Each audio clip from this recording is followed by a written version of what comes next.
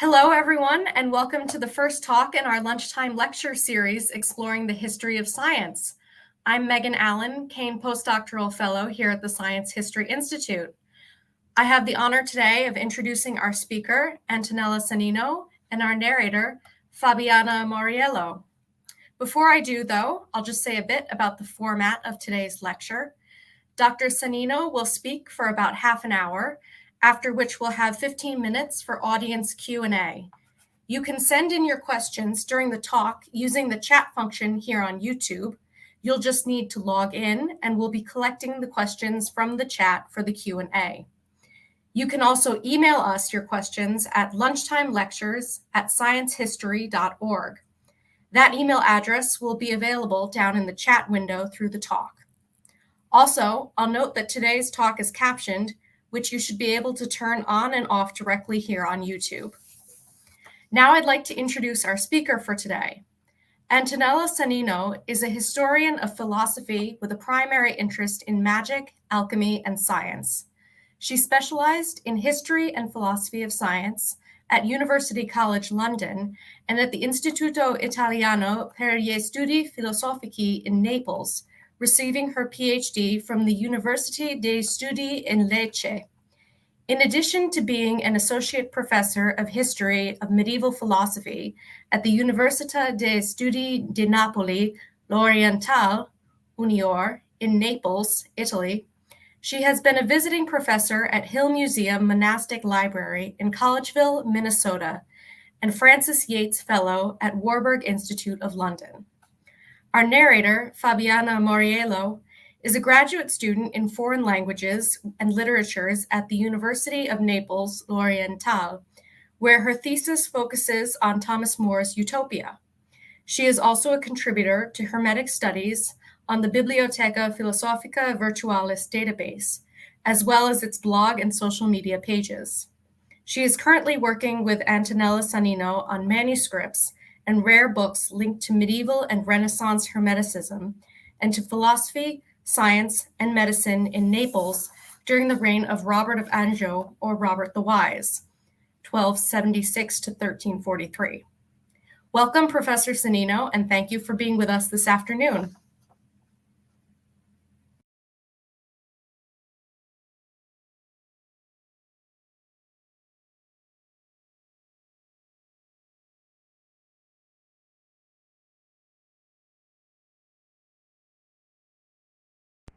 First of all, I would like to express my gratitude to the Science History Institute for supporting my research. The Beckman Fellowship has provided my project with a great opportunity to access original manuscripts and rare books. Let me start by saying a few words about my research that spans the work of two important projects. The first concerns medieval and Renaissance Hermeticism, Hermes Latinus.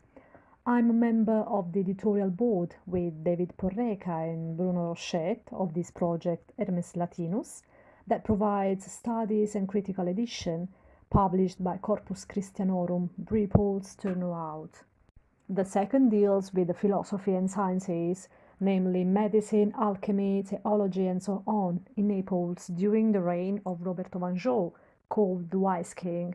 In this field, we have already realized an international conference last September on 13 and 14, an exhibition of manuscripts online with my colleagues Irene Caiazzo and Agostino Paravicini Baiani, and we are actually working on a monographic number of the review Micrologus.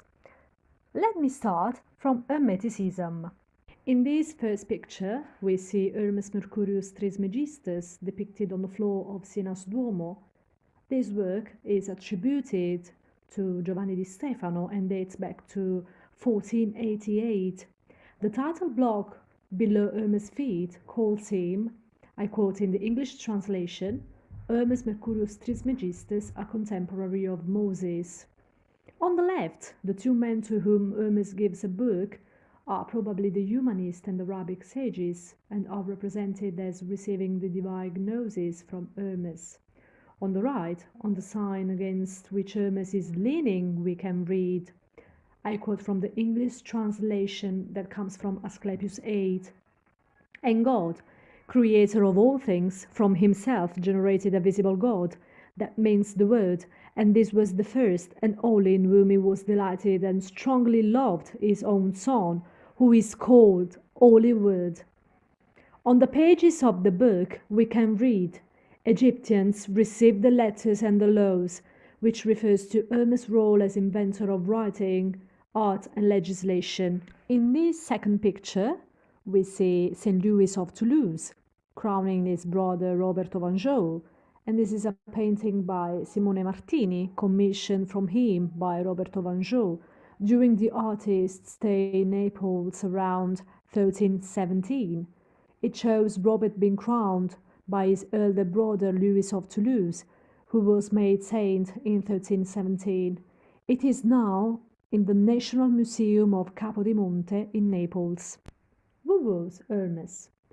You can read on the slide some short information about the elusive and legendary Hellenistic figure of Hermes Trismegistus.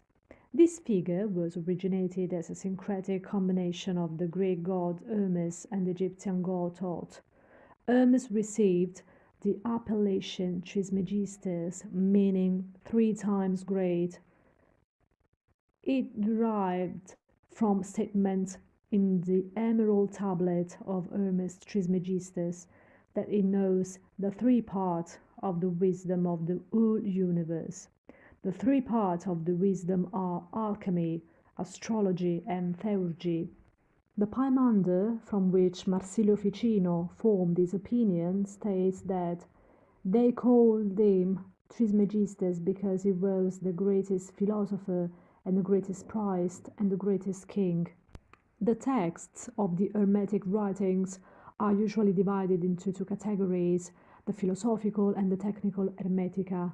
The former deals mainly with issues of philosophy, and the latter with astrology, medicine, practical magic, potions, and alchemy, up to the version of the Corpus Hermeticum by Marsilio Ficino in 1463. The presence of the Hermetic philosophy in medieval philosophy was tied to the Asclepius, a Latin translation of the Greek logos teleios made in the 1st century. These are the texts published in the 12th century, at the same time as the metaphysical and cosmological writings attributed to Hermes, like the De Sex Rerum Principis and the Liber Viginti Quatuor Philosophorum. There appeared the first Greek Latin and Arabic Latin translation of practical texts, magic, astrology, medicine, and alchemy. There is a new edition of Asclepius by Matteo Stefani. There is a large bibliography about Hermeticism, but I only recall your attention on the titles that you can read in the slide. Fesugère, La Révélation d'Hermès Trismégiste, Fauden, the Egyptian Hermes, an historical approach to the late pagan mind, Lucentini, Parri, Perrone Compagni, Hermeticism from late antiquity to humanism, La tradizione ermetica dal mondo tardo antico all'umanesimo, and Lucentini, Perroni Compagni, i testi e i codici di Ermete nel Medioevo. Concerning Robert of Anjou, our aim is to recreate Robert of Anjou's library, including both manuscripts written at the time of the Angevin monarch and later compositions or still attributed to that environment. The first version of the exhibition is published online and is limited to the manuscripts now kept in the Naples National Library. It includes manuscripts that are not very well known among scholars and that are described only in part in repertories, which convey texts that are mostly unpublished, thus offering an overview of the cultural environment in which the wise king operated, who, as it is well known, made Naples and his court at Europe that attracted translators, poets, jurists, artists, theologians, alchemists, and philosophers. Many were the prominent personalities who revolved around the king and the Angevin court, including Francesco Petrarch, Giovanni Regina of Naples, Paolo of Perugia, Landolfo Caracciolo, Francis of Meron, Bartholomew of Capua, not forgetting translators from Greek, Arabic, and Hebrew, such as Nicholas of Reggio and Calonimus ben Calonimus, and the variety of preachers, surgeries, and alchemists who proclaimed a certain image of the king, Raymond Lull, Arnold of Villeneuve, Thomas Chaplin. Later, the exhibition will also be enriched with all the Italian and foreign manuscripts, thus presenting to a wider audience the treasures of the Angevin court of Naples. I suggest to include in the exhibition Manuscript 7 and Manuscript 1 kept in Oldham Library. As you can see on the screen, in Manuscript 7, the author, supposed Raymond Lull, says that he wrote this book on the secret of the nature and the codicillum because Robert the Wise King asked him to do it. In the rare book that kept Arnaldi Villanova, there is also a letter, epistle to the King of Naples on alchemy. And this is a clear, concise outline of the art of alchemical transmutation addressed to King Robert of Naples. About the authenticity of this letter, there is a debate between the historians. Concerning Thomas Chaplin, I would like to say something about the De Essentis Essentiarum. It is a treatise on natural philosophy and logic. According to the prologue, it was written by a Dominican called Chaplain Thomas of Robert of Anjou, Duke of Calabria, to whom the work is also dedicated. If this authorship is right, the date of Robert's elevation to the rank of Duke and his royal several years later indicate that the Book of the Essences of Essences was written between 1297 and 1309. This text had a large circulation until the early modern age. Why? There are three reasons for the relative success of the Book of the Essences in many manuscripts and alchemical collections since the 15th century. The work was erroneously ascribed to St. Thomas, as you can read in this manuscript, the dedication to the wise king Robert of Anjou, least but not last, the expectation of mineral section from the whole text. In Theatrum Chemicum, third volume, one of the most famous alchemical collection, we find only the mineral section under the title The Philosopher's Stone. Again, in Theatrum Chemicum, fifth volume, there is also a shorter version of the mineral section under the title Sex Treatise on the Essences of the Minerals. For giving you an overview of my aim here at Beckham Center, I'll focus on two major issues: criteria of classification of the Hermetic texts and the definition of the artificial life forms. What is my goal?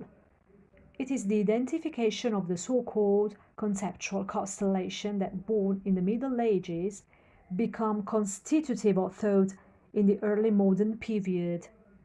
This constellation is relative to the theme of the Hermetic and Angevin artificial production of life. Then I'll go on to highlight what I see as the main point I start from a point of my research: criteria of classification of the Hermetic texts. David Pingree, in his essay From Hermes to Jabir, has shown that three different cultural traditions symbolically represented in the legend of the three Hermes, Egyptian, Iranian, and Mesopotamian, contributed to the variety of Hermetic techniques for creating artificial life. Here we will deal with the first and second. The first cultural tradition contributing to Hermetic magic has roots in the Egyptian art of vivifying statues, Proclus' stellistic art, and the rituals of the Sabians. Asclepius and magical texts in this tradition describe how to induce planetary spirits to enter talismans made of metal, stone, or wood at astrologically appropriate times. But the magical texts associated with the names Hermes, Belenus, and Tots Graecus have been identified by modern scholars as a distinctive group with the Sabians' common origin. This means that we pass from the first to the second Hermetic tradition. The Hermetic image of magic texts deal with instruction for the drawing down of spiritual power or celestial virtue into objects, in order to transform them into instruments of magical action. The second tradition of Hermetic magic is based on Jabir, Plato, and it includes works such as the Book of the Cow. The content of this book is set out in the prologue. This refers to the preparation and the preliminary study of the plants, stones, animals, and tools required for the magical operation. In the recipes, the virtue of the plants and stones and the power of organs and parts of animals are used as tools to enable the operator to walk all over the globe, speak with demons, create rational animals, or change the appearance of himself or the objects of his operations. The first four operations are aimed at generating a rational animal, bees and oxen without mating, using in the first case an animal as artificial incubator. In short, this tradition describes the artificial generation of animals using semen, worms, and magical substances. On the other side, this kind of magic appears to be more closely related to the alchemical theories of transformation and illusion. It includes recipes for changing the shape of a man into that of an elephant or horse by means of lamps, producing the illusions of specific shapes, getting visions during sleep, making men invisible, inducing flooding in the house, and so on. What I mean with the expression hermetic and Angevin artificial production of life, I'll focus on point B. The artificial life of various sorts has a long history. In the texts attributed to Hermes or to personages related to him, this concept deals with animated statues in the Asclepius, like in the Neoplatonic tradition. This meant drawing down the god force that resided in the stars and embodying it in the image of the god. Although this was a form of giving life to inanimate objects, it was concerned not with creating humans but with making the divine present. Made human beings, namely homunculi, that Franz Hartmann in his book Life of Paracelsus defines as artificially made human beings generated from the sperm without the assistance of the female organism, and the transformation of minerals for specific aims.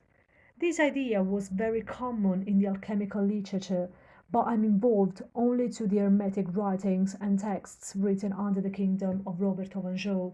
In mixing the Aristotelian philosophy of nature with a natural magic rooted in individual religious practices from the ancient East, some texts that I consider hermetic and linked to the cult of Robert provide the program for the exploration of nature and production of artificial life.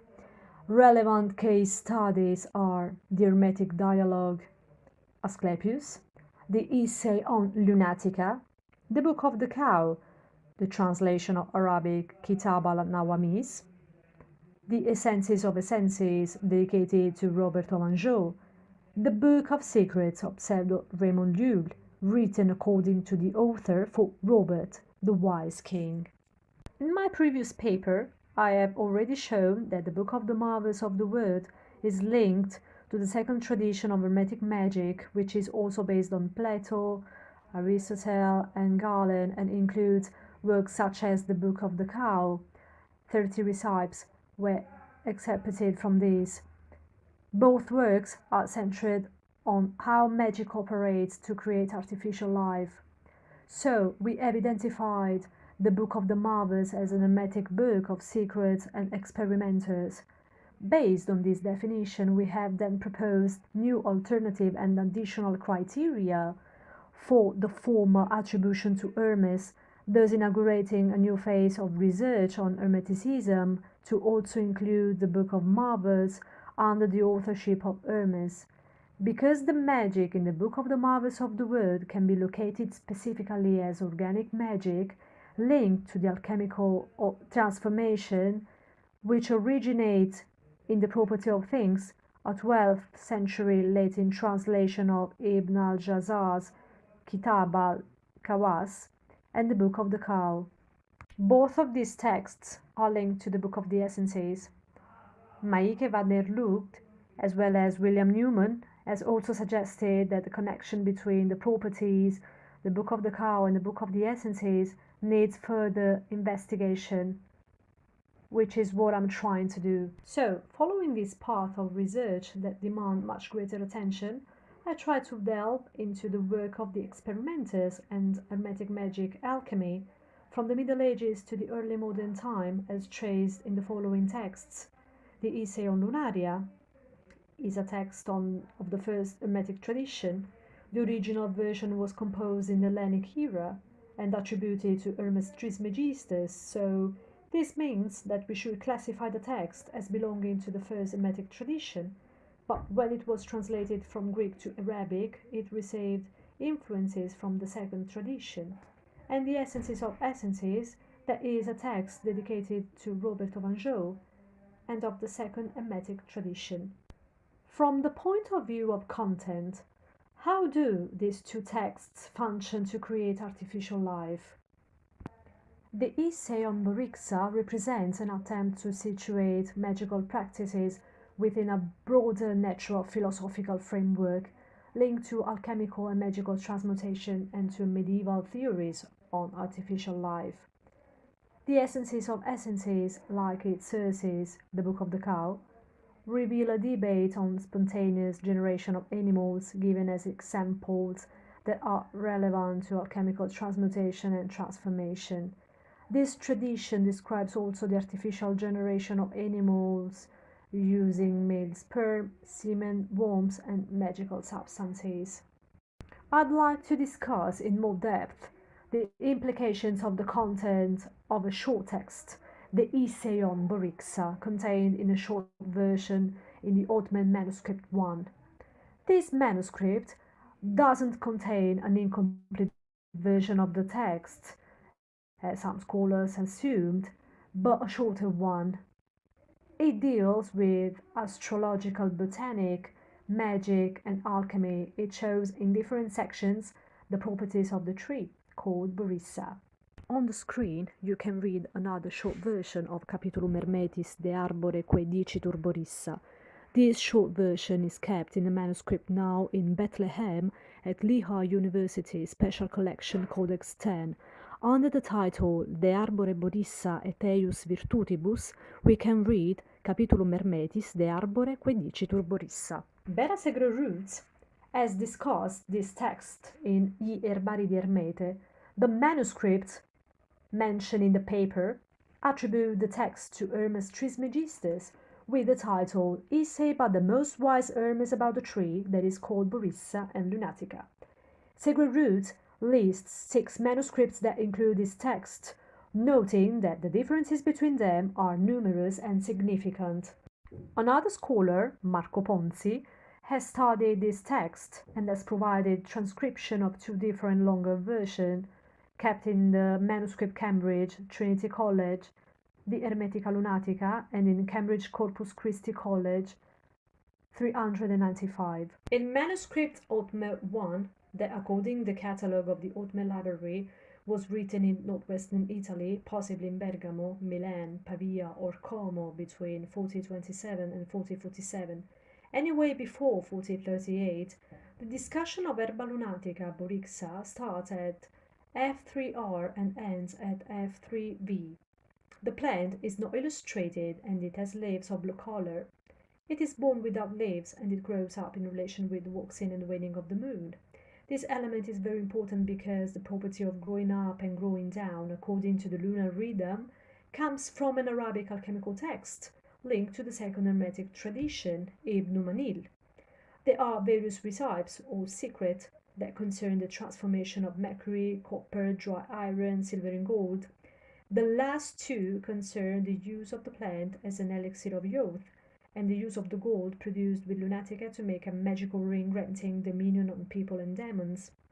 The recipes are limited to using the occult properties of physical things by means of a simple practical application of the knowledge of the relationship between the start and the event of the sublunary word.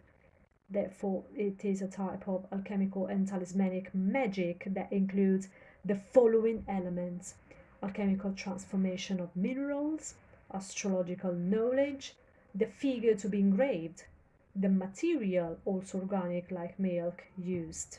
In the longer versions, the structure of the texts is quite different.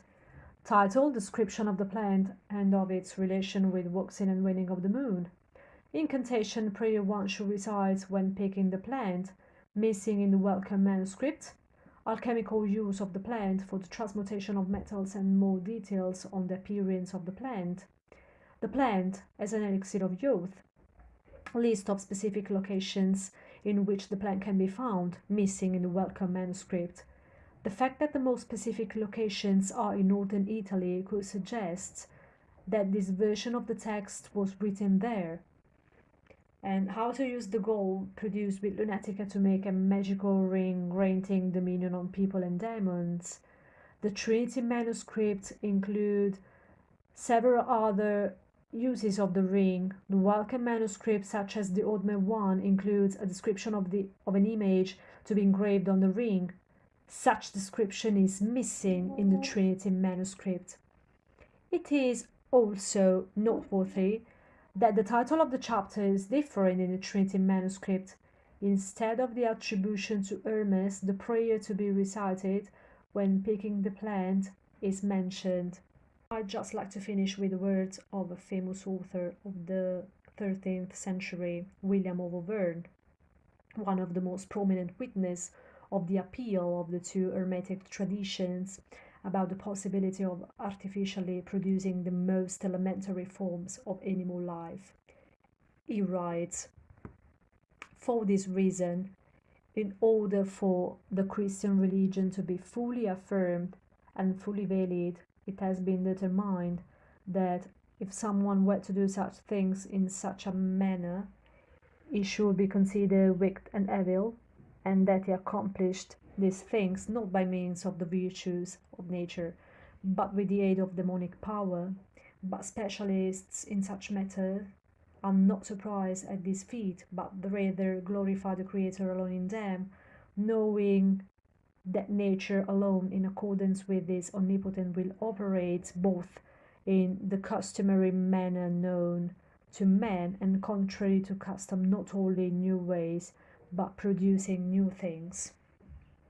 The action of specialists, the word here means the experimenters, seems to be limited to accelerating what nature usually accomplishes, only more slowly, and yet now the possibility that nature may even create new things is introduced.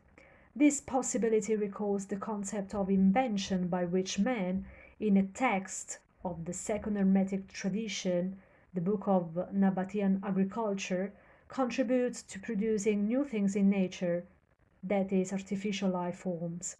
Therefore, William seems to align himself once more with the book of Nabatean agriculture to the extent that he recognizes man's power, a topic that will be very appreciated in Renaissance.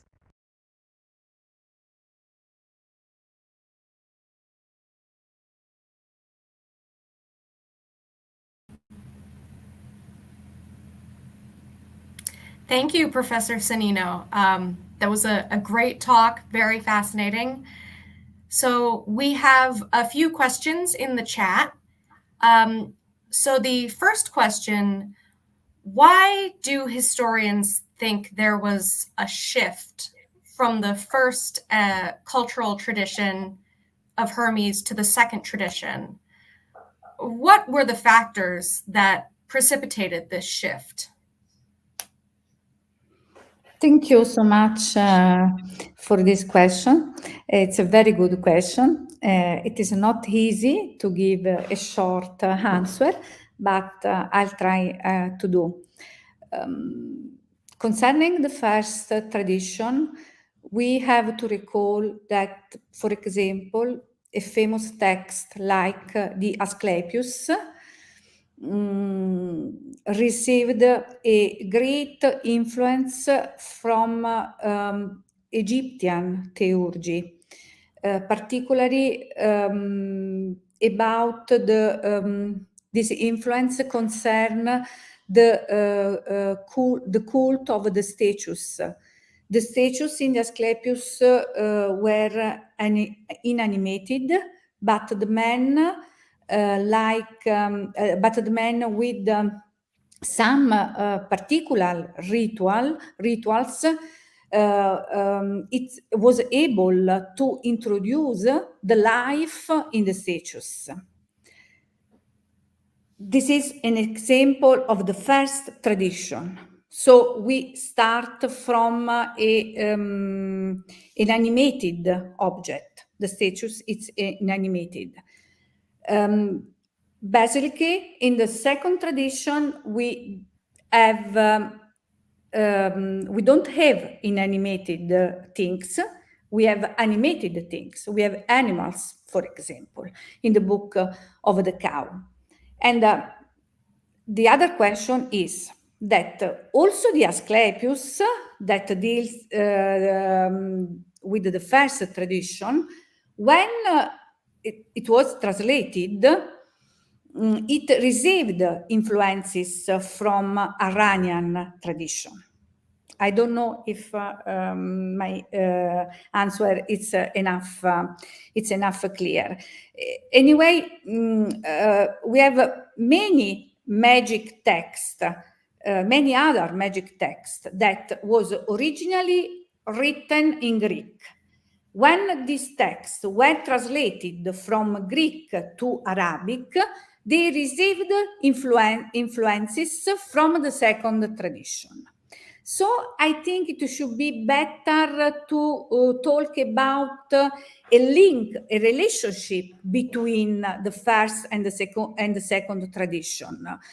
I think following the opinion of Professor David Pingree, I think that we have to have a wider opinion about the difference between the first and the second tradition.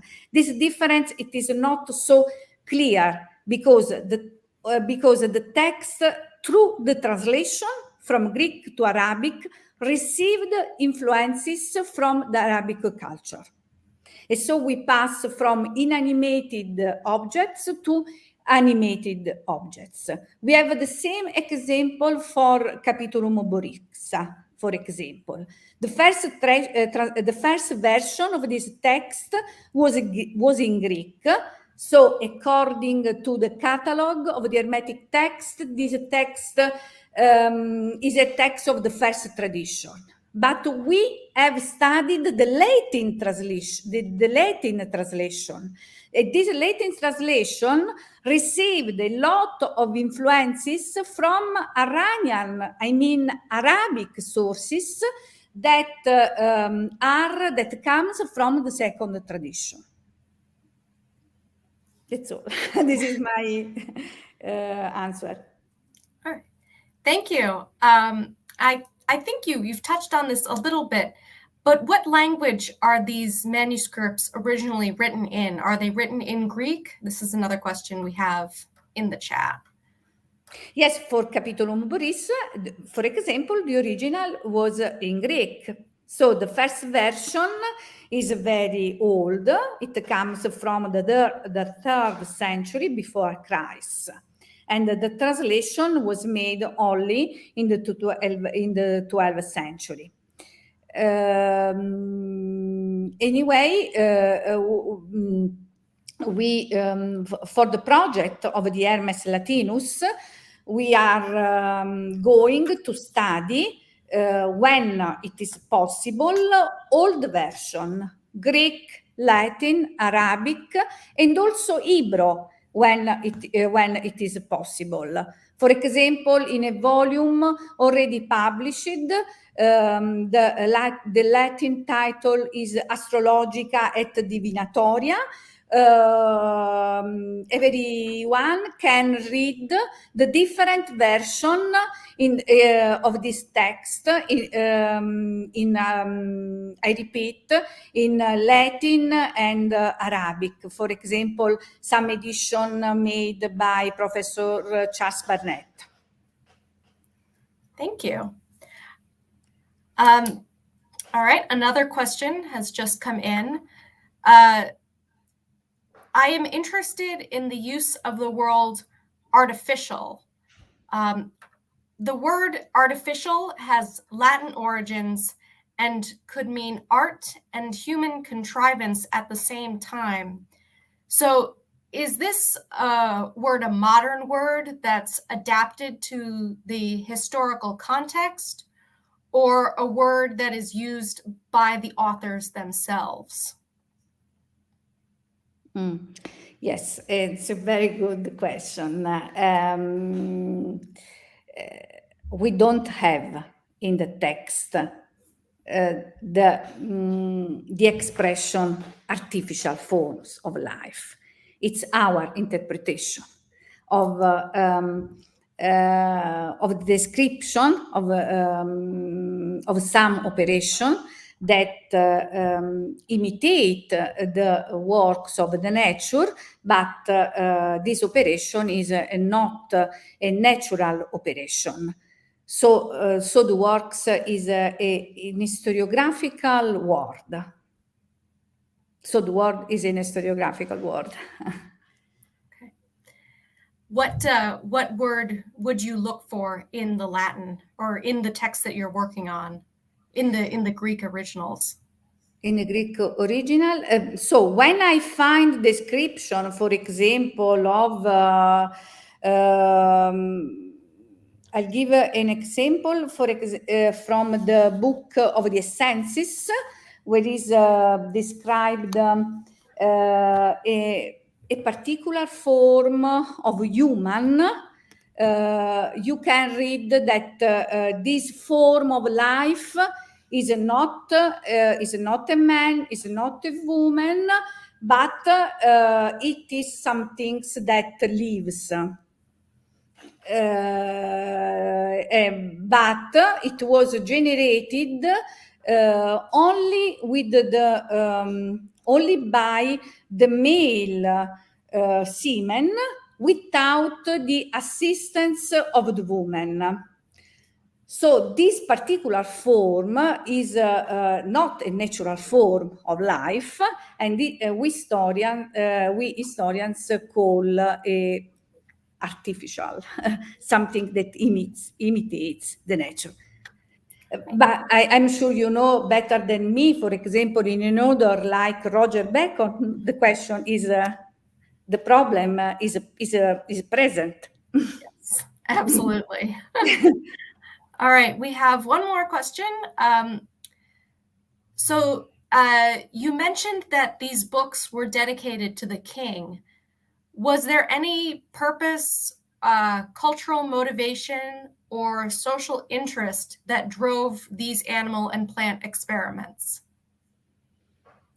Yes. The Book of the Essences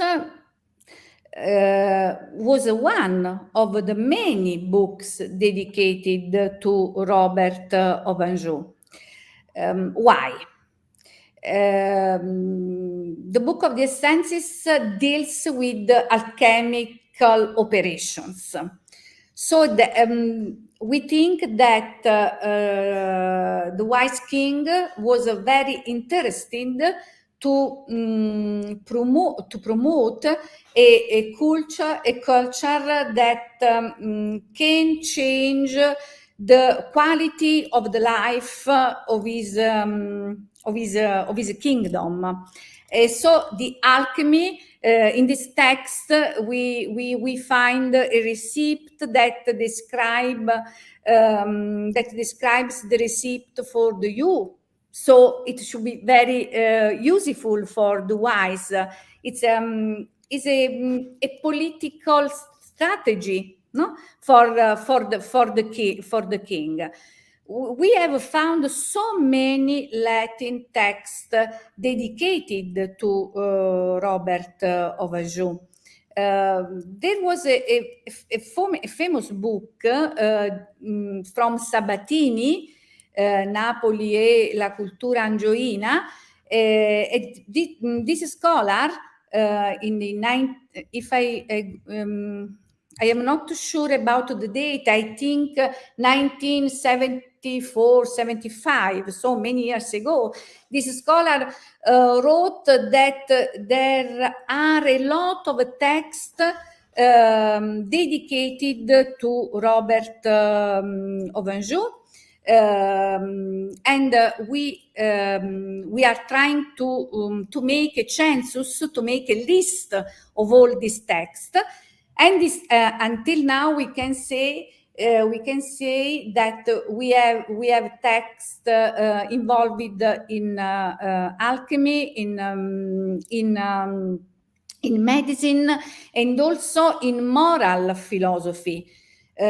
All these topics show that there is a political strategy from that comes from the king. So during the kingdom of Robert of Anjou, Naples was a great center of culture.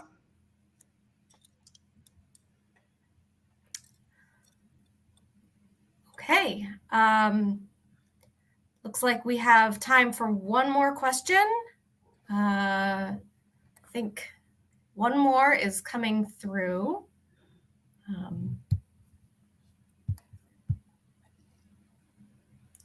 Do we know how widely circulated these manuscripts were? Is there much evidence on the practical application of these Hermetic teachings in Naples? If I could understand the question, I think that we can answer yes. We have a lot of the manuscripts. As everybody know, all the manuscripts, all the library of Robert of Anjou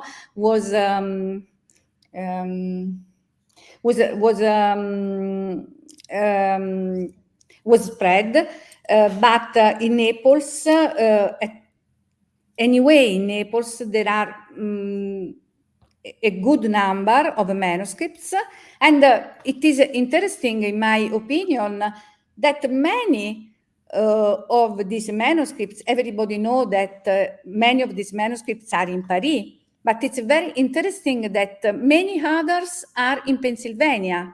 For example, in the manuscript, I have seen a manuscript kept at Penn University. So there was a great circulation of this manuscript later, maybe because the manuscripts were sold and so on. If there is just a minute, I would like to give the floor to Fabiana, that she wants to say something about about our digital official site. Certainly. Good morning, everyone. Thank you very much for this opportunity to share the information about the portal Biblioteca Filosofica Virtualis.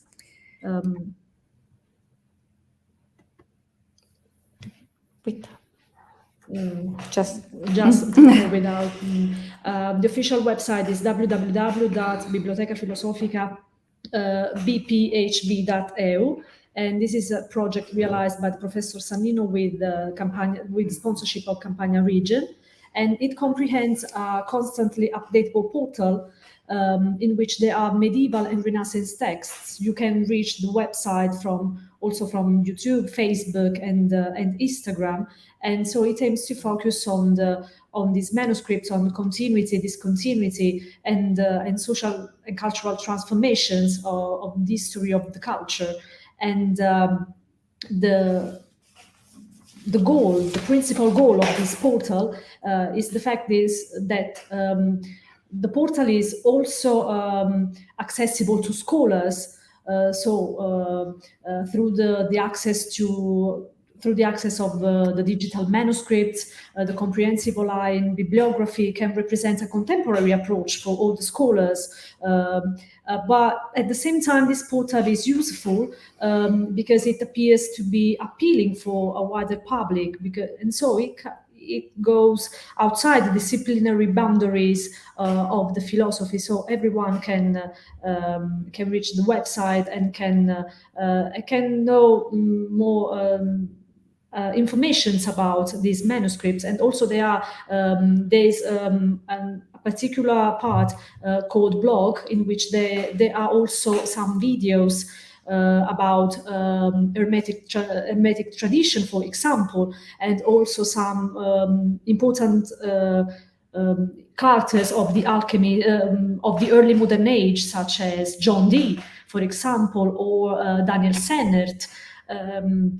Daniel Sevlert. So this portal, I repeat, it's very contemporary, and so you can reach from Facebook, Instagram, and the official website, I repeat, is www.bphv.eu.